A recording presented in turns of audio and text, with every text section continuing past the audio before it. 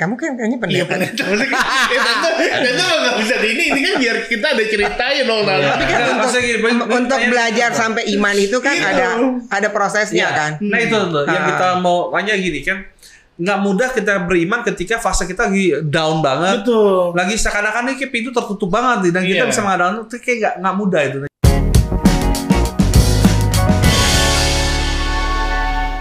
Tante Julia, Helena, Martonda, Hutap ya. Mariana belum.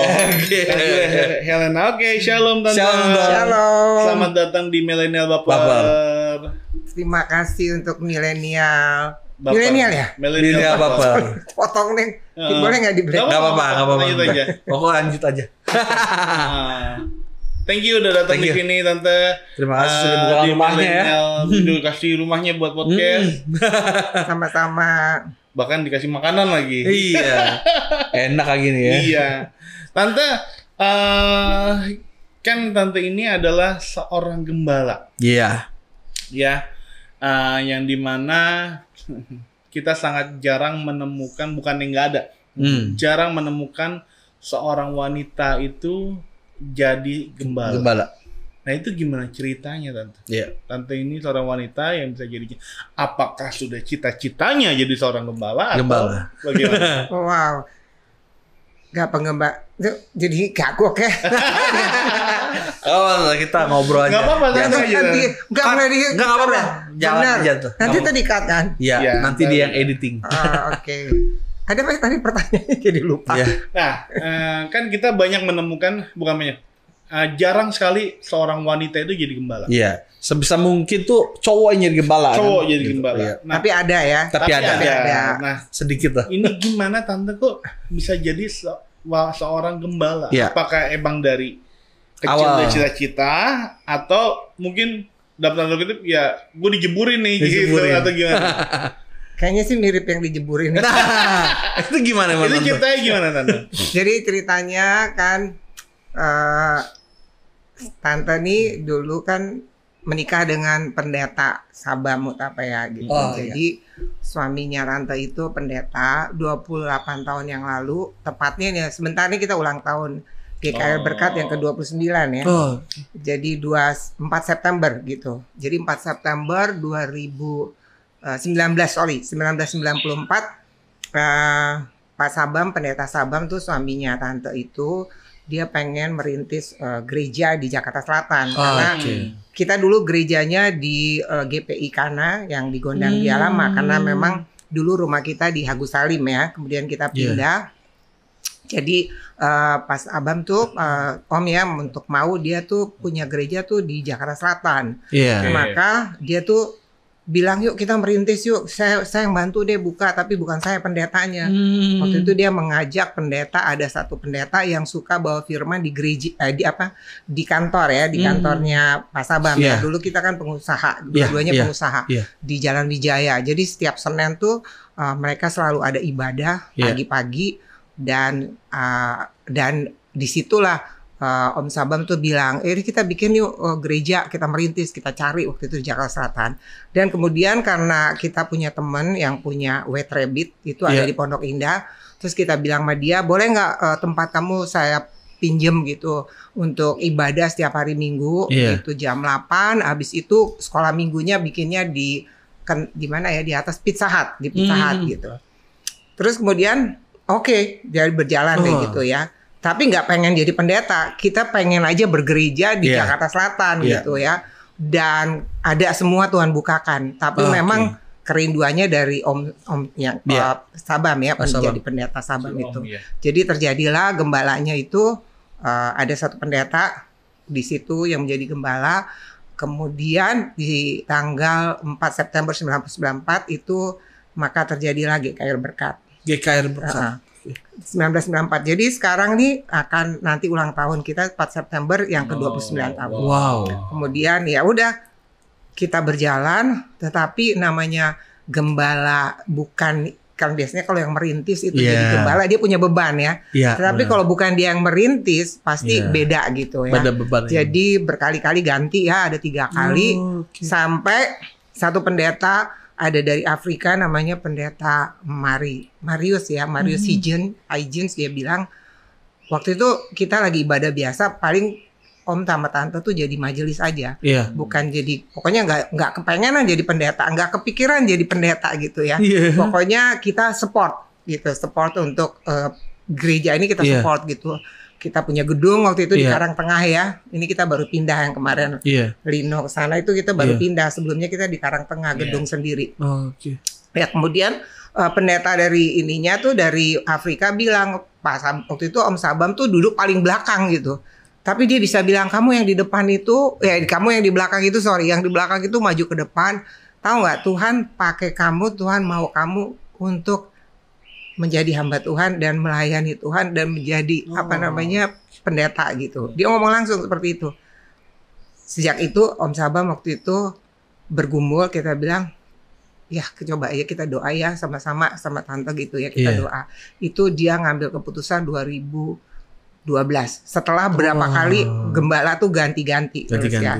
Jadi ada 3 kali gembala ganti-ganti di situ. 2012 akhirnya kita berdoa dengan Om Sabam, terus akhirnya dia bilang, kamu gimana?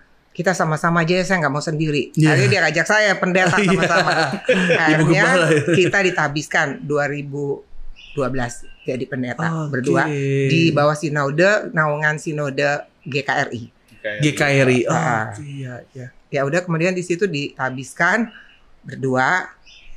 Udah dihabiskan 2012, kemudian 2017 Om Sabamnya meninggal.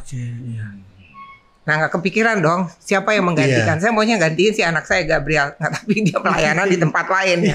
Ya itu makanya rancangan Tuhan tuh kita nggak tahu ya. Tuhan membawa kita kepada tempat-tempat yang kita tidak pernah bayangkan. Yang saya nggak pernah bayangkan juga, karena saya dulu tuh anak satu-satunya, itu seperti yang Mima bilang kan, anak manja, anak yang selalu diperhatiin. Untuk menjadi gembala kan harus memperhatikan, belajar awalan ya. Tetapi waktu tante tuh berdoa sama Tuhan, saya nggak bisa, saya nggak mampu. Kalau saya harus jadi gembala, kasih tahu sama saya, kasih tahu firman apa untuk saya, supaya saya berani ambil langkah. Setelah Om meninggal nih ya, kemudian Tuhan kasih ayat. Justru dalam kelemahanmu lah kuasaku semakin sempurna. Dia kasih itu satu. Kemudian dia kasih ayat lagi, sejak dari dalam kandungan ibumu aku sudah menetapkan kamu, saya sudah memilih kamu. Itu konfirmasi dari Tuhan kepada tante ya.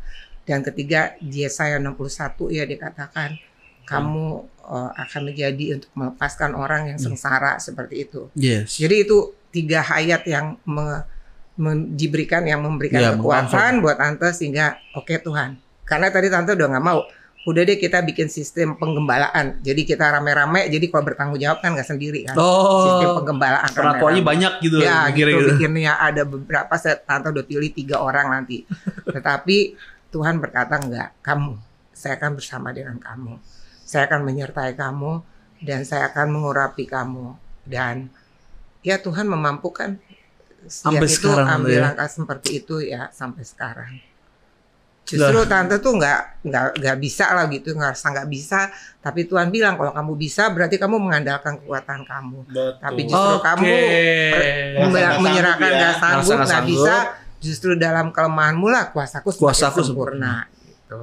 Jadi itu yang memberikan tante tuh oke, jalan ya Tuhan ya. Oke, kita bersama-sama ya Tuhan ya.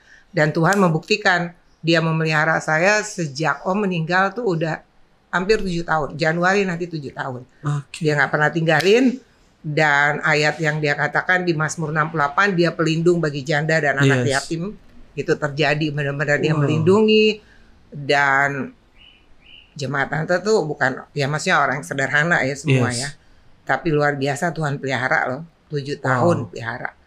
Sekarang udah nggak pengusaha, dulu kan pengusaha kan. Sekarang benar-benar Tuhan tuh memberikan ke aku. Tuhan bilang, aku nih gembala. Kamu jangan takkan kekurangan kamu. Jadi itulah yang tante lihat bahwa Tuhan kita Tuhan hidup. Tuhan kita itu Tuhan yang luar biasa dan dahsyat. Dan satu hal yang selalu yang tante ingat itu bahwa kita tuh udah menyatu dengan tubuh Kristus ya. Iya. Dia sudah mati bangkit bersama kita.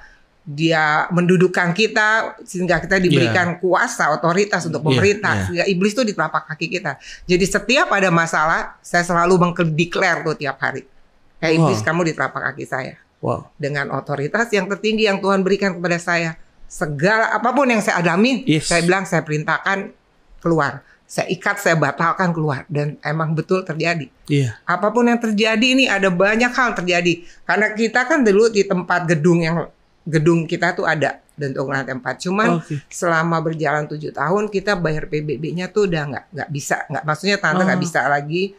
Dan tante nggak mau juga menjadi orang yang minta-minta. Tante punya teman sih baik-baik dan banyak gitu ya.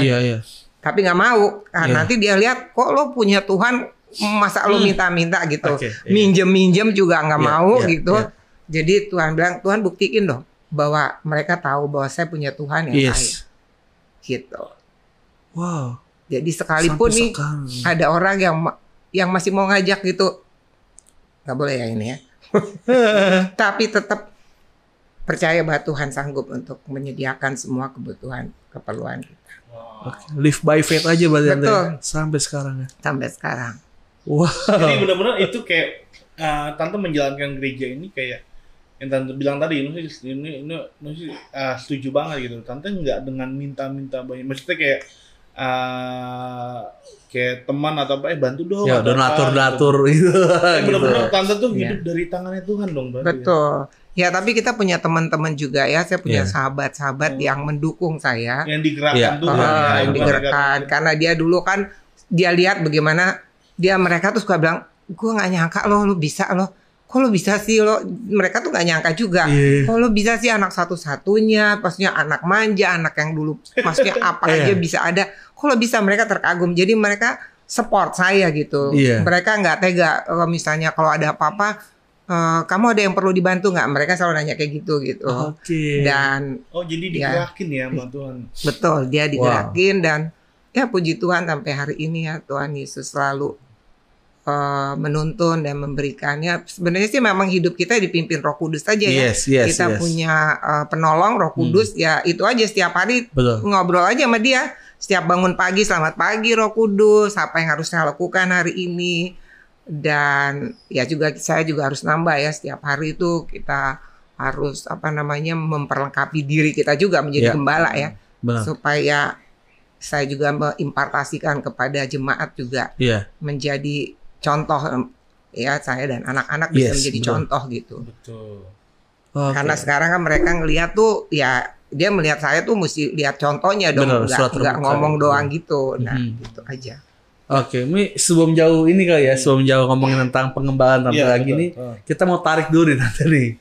Kita kan dengar tadi kalau tante tuh spill dikit, dulu anak satu-satunya, anak tunggal, anak dimanja gitu. Memang kehidupan itu dulu seperti apa sih gitu, sampai ngalamin fase sampai seperti ini gitu.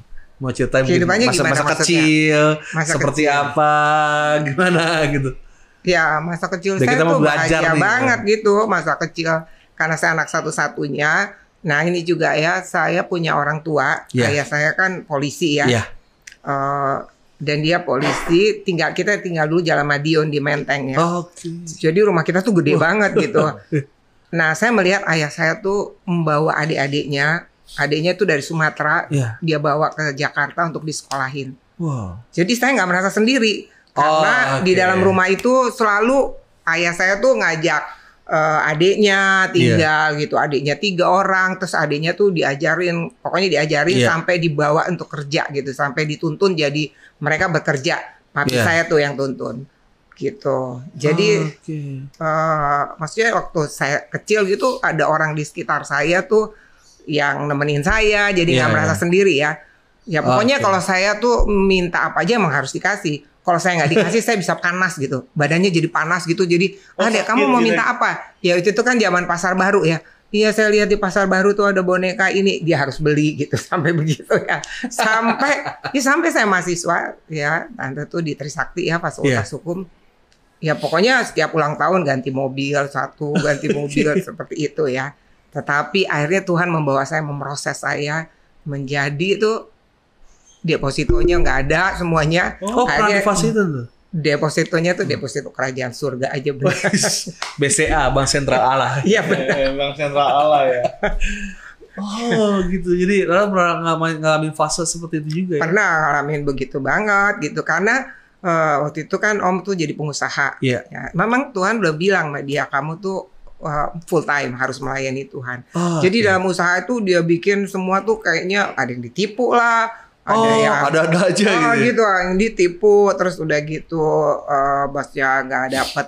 Nggak, pokoknya banyak deh sampai kita tuh harus ngeluarin tabungan kita, deposito kita, sehingga Tuhan tuh bilang kamu tuh mengandalkan aku. Jadi situlah kita bisa melihat bahwa kita punya Tuhan yang hidup, dan Tuhan nggak pernah ninggalin, dan Tuhan tuh bisa menyediakan semua apa yang kita perlukan. Jadi cuman minta aja, karena kita pegang kunci kerajaan surga. Kita bilang Tuhan saya minta supaya rekening kerajaan surga sama kita. Kan Tuhan sudah beri kuasa sama kita. Lukas 10:19. Kita diberi kuasa untuk menginjak ular kalajengking, menahan kekuatan musuh. Dan kita tahu saya juga minta kekayaan orang fasik mengalir kepada saya. Dolar-dolar mengalir sama saya dan Tuhan suka kirimin. Jadi kita bisa berlibur juga padahal nggak ada deposito ya. Emang Tuhan biasa. Jadi benar-benar tante tuh seru nih, kayak benar-benar tante kayak hidup dari iman. Betul. Iman kepada Tuhan dong. Betul. Emang kayak gitu ya Tante, kok pendeta tuh kayak gitu ya Tante? Kamu kan kayaknya pendeta. Iya pendeta. Tante nggak bisa di ini kan biar kita ada ceritanya dong Tante. Tante mau jawabnya kan kamu pendeta. Tapi kan untuk belajar sampai iman itu kan ada prosesnya kan. Nah itu tuh yang kita mau tanya gini kan. Nggak mudah kita beriman ketika fase kita lagi down banget. Betul. Lagi seakan-akan kayak pintu tertutup banget dan kita bisa mengadakan itu kayak nggak mudah itu. Jadi yang tante punya pahami berhubungan sama Tuhan itu seperti apa gitu. Ya mungkin karena begini, karena mungkin saya anak satu-satunya apa yang saya minta saya harus dapat ya. Nah, ditambah jadi itu yang mungkin saya lakukan sama Tuhan gitu. Jadi saya selalu sama Tuhan tuh kalau lagi nggak ada uang gitu saya bisa nyanyi sendiri di mobil, saya bilang Allahku kan memenuhi kebutuhan tuh sambil nangis sambil nyanyi Tuhan. Dan Tuhan tuh kayaknya gimana ya mas, saya tuh kayak emang bapak sama anak, tiba-tiba ada aja gitu Tuhan berikan gitu. Tiba-tiba aja ada misalnya teman saya punya apa ya, misalnya dia punya suatu properti gitu, saya jual gitu, bantuin jual, padahal saya bukan orang yang ini, bantuin jual itu udah dapat komisi gitu. Terus ya itulah kebetulan mama saya kan saya anak satu-satunya. Kebetulan mami saya mungkin dulu tuh dia suka punya perhiasan gitu ya. Terus ya itu kadang-kadang kita jual aja perhiasan. Ya Tuhan tuh luar biasa. Dia udah meninggal berapa tahun tapi dia masih kasih peninggalan saya itu. Jadi kadang-kadang itu aja juga dijual. Ada aja yang Tuhan berikan gitu. Atau sekarang ya maksudnya Tuhan tuh dahsyat deh. Makanya kita punya Tuhan yang hidup. Jangan pernah kita berkata-kata negatif, jangan pernah kita takut. Terus perkatakan. Yang penting tuh declare aja setiap hari. Setiap hari saya tuh declare, setiap hari saya katakan itu. Nah, iblis kamu di telapak kakiku. Semua berkat-berkat Tuhan yang kau curi, iblis yang kau tahan-tahan kembalikan sekarang sama saya. Setiap hari kita karena kita tahu iblis posisinya udah di Efesus kan dia bilang kan. Kalau kita bicara Efesus 1, 2, 3 kita diberi kuasa, Tuhan memberi kita melampaui dengan apa yang kita minta, kita pikirkan ya. Jadi emang sebenarnya ya kita emang harus baca firman. Firman itu kebenaran ya. Bagaimana kamu kebenaran itu memerdekakan, bagaimana kamu bisa meminta janji Tuhan sementara kamu gak bisa pernah baca firman gitu. Iya sih. Berarti bisa dibilang tentu kayak gak pernah ragu sama kuasa Tuhan ya. Kadang-kadang pernah ya, kita kan manusia kan pernah lah. Tapi waktu kita ragu itu, makanya itu saya perkatakan firman. Karena firman itu ya gitu. Memang pasti ada lah manusia kan. Iblisku suka intimidasi. Iya benar. Apalagi keadaannya mungkin lagi down banget gitu ya. Iya kalau diintimidasi seperti itu, ya kita pakai dong kuasa Tuhan dengan otoritas tertinggi yang dari Tuhan. Saya perintahkan roh intimidasi keluar dari saya. Roh ketakutan keluar. Saya cuma tinggal usir-usir aja. Ya kan iblis kan setiap hari kan siang dan malam dia sudah mau melemparkan semuanya. Setiap hari saya ngomong semua panah-panah api si jahat yang ditujukan kepada saya, anak saya Randi Gabisisi, Mima Ira Renat, Dolly Forgiven, semua saya katakan saya hancurkan, saya batalkan dalam nama Yesus. Dan saya minta tembok perlindungan setinggi sebesar seluas yang saya anak cucu saya butuhkan. Yes. Walaupun kita berdoa begitu, pasti ada serangan. Iya. Kita declare lagi. Setiap hari kita peperangan. Ya benar. Berjaga-jagalah dan waspadalah karena iblis itu seperti singa yang berjalan. Ya, dia nggak lari. Kalau lari kelewatan kan menghancurin kita. Dia berjalan untuk mengapa? Untuk memakan mangsanya. Ya itulah yang membuat saya kuat ya. Roh Kudus yang memberikan kekuatan karena tiap hari itu kita ngomong sama Roh Kudus. Setiap hari gitu udah berbicara pada dia, siapa yang saya mau ceritakan tentang Yesus. Siapa yang mau saya beritakan kabar baik ini, Tuhan Yesus, Roh Kudus gitu. Karena yang membuat Tante bergairah itu adalah waktu kita memberitakan Injil. Betul. Itu adalah energi Tante, itu booster sama Tante.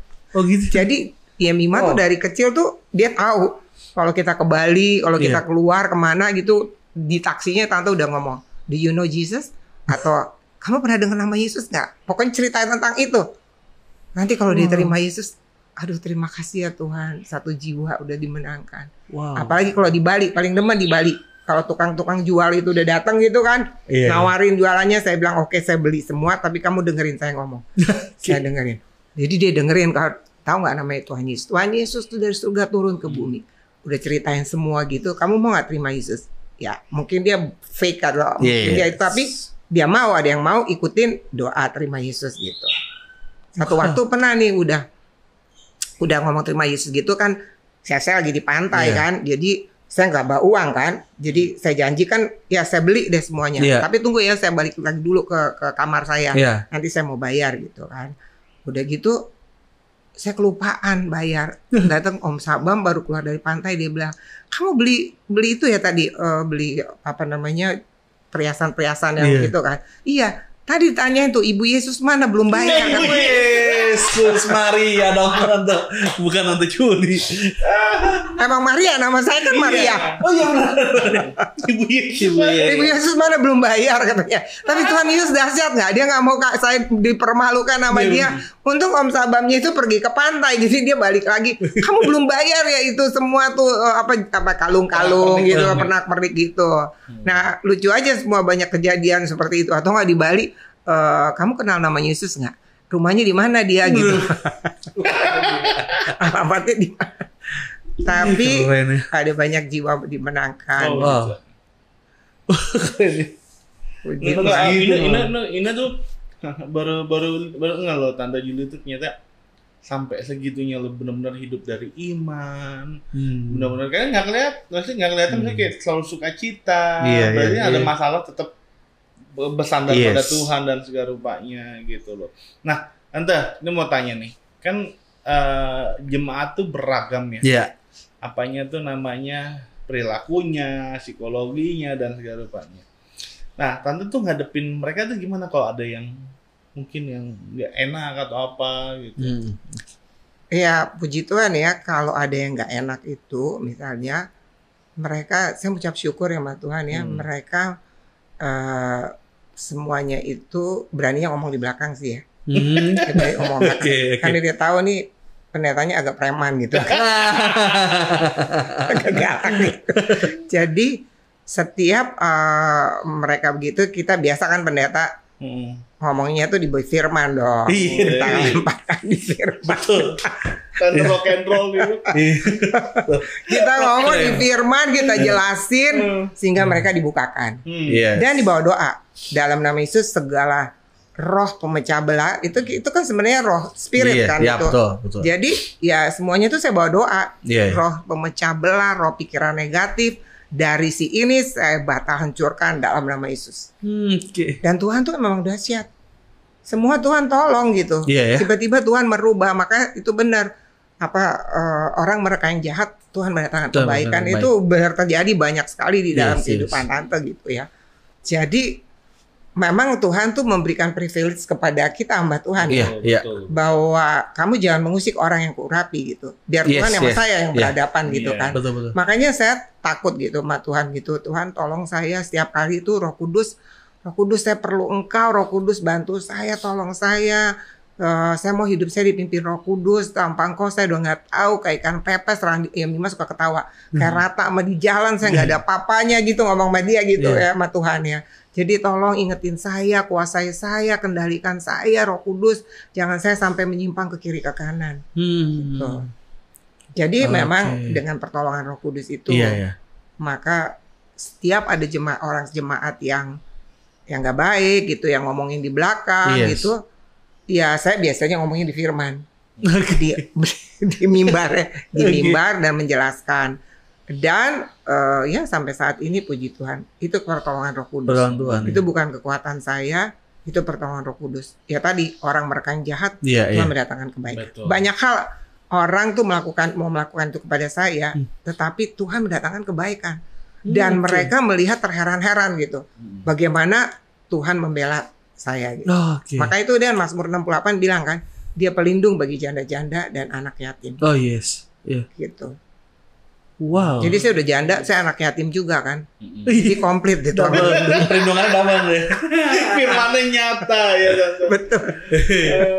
Tapi semenjak tante jadi gembala tunggal ya, semenjak kepergian dari almarhum gitu, apa yang paling effort banget, yang paling sampai capek banget gitu, ada nggak sih tuh pengalaman gitu jadi seorang gembala, mungkin tengah malam harus keluar ke rumah jemaat gitu, atau jemaat itu di tomat mulu, tobat kuma bagaimana? Ya itulah yang kadang-kadang ngeselin tuh yang tomat gitu ya, tomat ya. Tapi kembali itu saya mengucap syukur ya, punya anak-anak itu 5 ya. Mereka tuh mendukung saya dan menguatkan saya. Jadi ya jemaat sih memang ada jemaat beberapa tipikal ya. Ada jemaat yang tipikalnya, Bu Gembala saya perlu minyak, saya perlu beras, saya perlu ini gitu. Tapi anak saya selalu tuh bilangin, Mama bukan Indomaret ya. Mama tuh melihara jiwa, bukan memelihara. Gitu. Tapi kita sebagai gembala juga kita nggak tega dong kalau misalnya ada orang yang membutuhkan itu. Terus ya saya tetap memberi, saya tetap memberi juga gitu.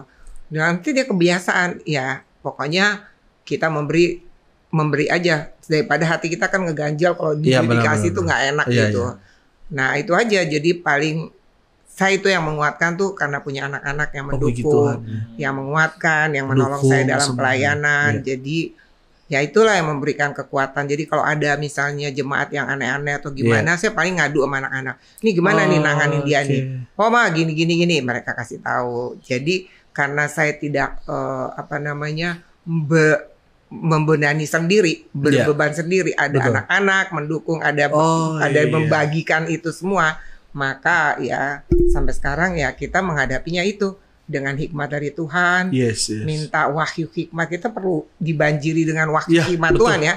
Setiap ada masalah dengan mereka tuh ya Tuhan bisa merubah keadaan gitu. Tuhan bisa merubah keadaan. Tapi memang Tuhan izinkan supaya Tuhan mengajar saya untuk respon saya seperti apa. Apakah saya meresponnya itu dengan marah atau meresponnya gimana? Nah itu dia perlu hikmat lagi kan. Dalam setiap case ada waktu hikmatnya Tuhan yang berikan. Jadi setiap case itu beda-beda gitu. Jadi Tuhan juga ngasih inspirasi atau kasih hikmatnya juga beda gitu. Dan makanya orang bisa melihat, karena saya tahu bukan saya. Kok lo bisa sih Yul gitu.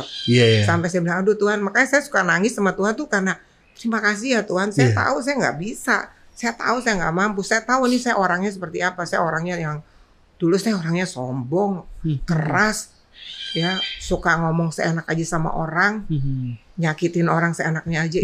Itu dulu saya seperti itu. Tapi saya belajar sekarang aja masih belajar. Kalau bercanda suka kelewatan. Jadi ini baru belajar kemarin tuh. Saya ngomong apa kan? Baru saya dapat WhatsApp dapat teman. Kok kamu kemarin bercanda gitu Mas? Aduh Tuhan, saya kelewatan lagi bercanda. Tapi besi menajamkan besi ya manusia. Nah setiap hari saya diproses. Aduh Tuhan, kenapa saya kelewatan lagi? Kadang-kadang itu yang mesti diajari. Sampai ya harus belajar terus. Ya belajar itu melalui anak-anak ngingetin. Iya gitu. Betul. Misalnya kayak kemarin saya ke Pondok Indah Mall bawa mobil sendiri sama Yemima gitu. Terus pas dapat tempat parkir, Terus saya lagi mau mundur, jadi saya mau mundurin itu ke tempat parkir. Ini mah udah berdiri di tempat parkir itu, berarti udah ngetap kan? Iya, ada yang masuk. Udah ngetap nih. Tiba-tiba ada mobil mau masuk gitu. Dia bilang itu nggak bisa, mamamu udah pergi. Terus ya Mima udah berdiri situ, nggak bisa saya mau masuk situ. Terus akhirnya ya Mima masuk ke dalam. Loh, kok kamu masuk sini sih? Kan kita udah mau ke situ parkir. Udah dia marah-marah mah, udah deh ambil cari yang lain. Terus dia bilang, oke deh kita muter ya, kita kempesin aja itu mobil. Itu kan belajar kan. Diproses lagi, datangnya Mima ingetin, mama kan gembala, mama kan pendeta, mama kok begitu sih? Enggak, saya cuma bercanda. Cuman kadang-kadang kita kan dongkol ya. Masa udah laki-laki pula lagi orang yang ngambil itu tempat parkir kita. Nah di situ kita belajar terus. Belajar terus setiap hari tuh belajar. Belum bisa, belum sempurna. Tapi waktu kita mau tuh ditegur, mau diingetin. Betul. Ya kadang-kadang kan di Amsal dibilang, waktu kamu nggak mau ditegur atau kamu nggak diingetin, kamu akan masuk jurang, kamu akan dijeblosin gitu. Jadi perlu kerendahan hati. Betul. Ya saya belajar rendah hati itu. Rendah hati itu benar-benar. Dan itu nggak gampang. Dari seorang di hidup saya yang dulu ke sekarang itu benar-benar dibentuk, diproses banget, dan itu emang nggak mudah. Tapi waktu saya mau, Roh Kudus menampukannya. Roh Kudus itu menolongnya. Roh Kudus menampukannya. Betul-betul. Tante, nih Ina tadi tertarik sama Tante kan suka ngomongin tentang Tuhan Yesus nih. Kalau ke Bali, kalau kemana gitu, bahkan tadi penginjilan ya. Apa namanya? Tukang dagang. Nah itu kenapa Tante kok bisa suka memberitakan itu? Kenapa alasannya? Iya, bahkan dibilang energi malah keluar pas. Iya, ya itu dia ya. Makanya seperti Filipus ya, yang tiba-tiba sida-sida ya. Itu tuh Tante tuh nggak ngerti kenapa tuh punya hati tuh yang meledak-ledak untuk yang membara untuk menceritakan tentang Yesus. Karena saya nginget aja amanat agung Tuhan, pergilah. Beritakan Injil ke seluruh bangsa, jadikan semua bangsa. Itu adalah pesan Tuhan yang terakhir. Dan saya mau lakukan amanat agung itu aja gitu. Nah sebagai hamba Tuhan juga sebagai pendeta saya juga harus melakukan itu kan. Jadi waktu saya melakukan itu ada suatu kesenang atau sukacita yang nggak bisa dibeli. Ya nggak melebihi dari beli kita punya mobil Porsche atau Ferrari. Pokoknya ada sukacita. Itu timbul aja nggak tahu kenapa gitu. Kok saya bisa begitu? Bahkan jauh sebelum jadi seorang ibu gembala ya. Iya, saya suka begitu ngomongin. Jadi teman Trisakti saya, teman SMA saya tuh saya suka ceritain tentang Yesus gitu. Ada yang marah nggak Tante? Nggak ada ya, puji Tuhan ya. Ada sih yang marah waktu itu saya di Singapura. Saya ceritain ke supir taksi tentang Jesus kan. Terus sampai di bandara dia bilang Jesus. I don't need Jesus, I need money for feeding my baby katanya. Berbak dia. Baknya yang kemarin dia habis ambil kopernya, keluarin koper dia banting gitu. Oke, God bless you. Paling marahnya sama orang seperti itu ya. Gitu ya. Oh berarti emang Tante tuh punya dorongan ya. Iya, dorongan. Karunia kali ya. Dari awal jadi hamba Tuhan. Gitu. Iya benar. Tapi anak saya bilang katanya mama tuh sebenarnya cocoknya jadi penginjil. Betul sih. Iya. Nekatnya itu loh. Kalau kita menginjai kita benar-benar harus form dulu ya. Jadi itu anugerah ya. Sehajarnya dari Tuhan ya. Kita ngomongin tentang aman dulu nih. Nyaman, kita harus nyaman dulu. Kita kan. Jadi lebih ke overthinking. Makanya bilang Tante rock and roll ini. Bro kayak cocok Paulus ya. Iya. Iya, tapi suka bingung ya. Kenapa ya? Mungkin itu ya sepertinya ya itu tadi Filipus itu diberi, mungkin orang itu lagi mencari Tuhan. Iya. Maka Tuhan kirimkan saya gitu. Pasti ada kerinduan dari orang yang saya ketemukan gitu. Betul. Emang callingnya. Iya betul. Callingnya luar biasa gitu.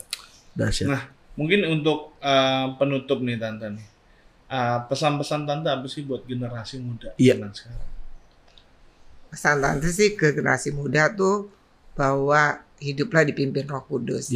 Roma 12 ayat 1 mengatakan persembahkanlah hidupmu yang kudus, yang berkenan, karena itu ibadahmu yang sejati. Yes. Ya ini saya suka tanamin ke anak-anak saya. Saya bilang kamu jaga kekudusan. Anak saya yang laki-laki juga. Itu kamu menjaga kekudusan karena ada suatu berkat tersendiri dari Tuhan. Yang orang menjaga kekudusannya. Amin. Saya katakan itu sama anak saya semua 5-5-nya. Jangan sampai mungkin di dunia sekarang ini kekudusan itu atau virginity itu mungkin nggak terlalu diperhitungkan, tapi buat Anda tetap jaga kekudusan. Yes. Dan jaga kekudusan itu hanya hidup dipimpin Roh Kudus. Yes. Karena Tuhan bilang lebih baik aku pergi dan aku memberikan kamu Roh Penolong. Roh Penolong itu selama-lamanya. Dia bukan untuk 1 bulan 2 bulan, yang menyertai kamu selama-lamanya. Dan dia memberikan roh penghibur. Jadi apapun yang kita hadapi di dunia ini pasti ada sedih. Tapi kita punya roh penghibur. Amin. Kita cuma bilang, saya lagi sedih nih. Roh Kudus hibur saya dong. Dan itu automatically Roh Kudus menghibur. Yes. Oh yes. Kita sudah melakukan itu aja. Tapi kadang-kadang kita lebih percaya dengan pikiran kita, mindset kita. Makanya kita harus punya mindset kerajaan surga gitu kan. Mindset kerajaan Allah. Supaya kita, lifestyle kita tuh udah mindset kerajaan surga. Hidup dipimpin Roh Kudus, persembahkan hidupmu yang kudus, yang berkenan. Karena itu ibadahmu yang sejati. Dan setiap hari kamu harus berperangan, melawan. Kita tuh bukan melawan roh, bukan melawan darah dan daging, tapi melawan penguasa-penguasa. Jadi setiap hari kita peperangan. Dan kita diberi otoritas tertinggi. Buat anak muda, kamu punya kuasa, makanya baca firman. Karena firman itu adalah Tuhan. Firman itu adalah kebenaran, dan kebenaran itu memerdekakan kamu. Bagaimana kamu merdeka kalau kamu nggak pernah baca firman? Bagaimana kamu tahu janji-janji Tuhan? Tahu nggak janji Tuhan? Tuhan bilang kamu lebih dari pemenang. Tuhan bilang aku tidak akan pernah membiarkan engkau meninggalkan kau. Tuhan bilang bahwa aku menjadikan kamu kepala bukan ekor. Aku memberikan kamu adalah biji mata Tuhan. Tahu nggak janji Tuhan itu? Kalau kita tahu janji Tuhan itu, maka kita hidupnya confidence. Kita hidup punya percaya bukan karena kita, tapi karena Tuhan ada di dalam kita. Itu aja. Wow, dahsyat. Thank you, Tante Yuli. Sama-sama. Tuhan berkati. Semakin diberkati. Dan Amen. semakin menginjil orang-orang.